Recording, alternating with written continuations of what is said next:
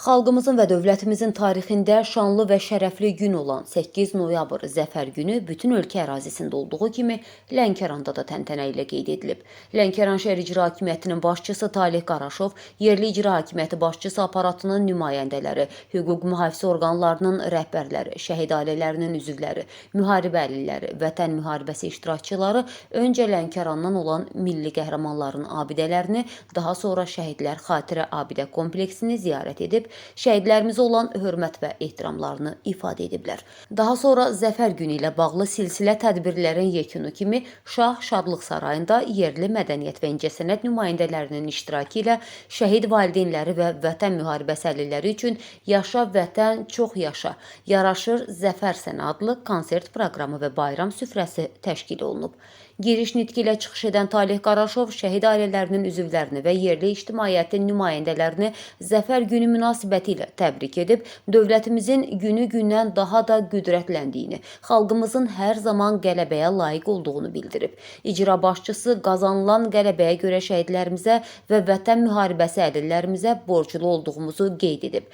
Vətən müharibəsində Lənkəranlı gənclərin xüsusi əzm və cəsarətlə döyüşdüyünü, düşmənin hücumlarının qarşısını mərdlik və qəhrəmanlıqla dəf etdiklərini vurğulayan icra başçısı, vətənin yalnız müəyyən sərhədlər daxilində coğrafi məkan olmadığını, onun xüsusi sevgi və hörmətə layiq müqəddəs torpaq olduğunu ifadə edib. Vətən sevgisi əxlaqi keyfiyyətdir. Onun uğrunda şəhid olub əbədiyyətə qovuşanlar bu sevginin ən kamil formasını yaşayanlardır, deyən Talih Qaraşov qeyd edib ki, şəhidlərimizin xatirəsinin əziz tutulması daha çox mənəvi məsələdir. Bildirilib ki, şəhid ailələrinə xüsusi qayğı və diqqətin göstərilməsi, vətən uğrunda canından keçən qəhrəmanlarımızın adlarının əbədiləşdirilməsi daim Prezident İlham Əliyevin və birinci vitse-prezident Mehriban Əliyevanın diqqət mərkəzindədir. Şəhid ailələrinin üzvləri və yerli ictimaiyyətin nümayəndələri də qazanılan zəfərə görə şəhidlərimizə, ordumuza minnətdar olduqlarını bildirib, Prezident İlham Əliyevə və birinci vitse-prezident Mehriban Əliyevaya minnətdarlıqlarını ifadə ediblər.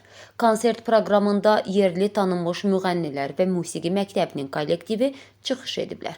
Qeyd edək ki, 8 noyabr Zəfər günü ilə bağlı Lənkəranda silsilə tədbirlər, o cümlədən viktorinalar, bilik yarışları, rəsm sərgiləri, idman turnirləri, elmi konfranslar keçirilib və teatr tamaşaları nümayiş etdirilib.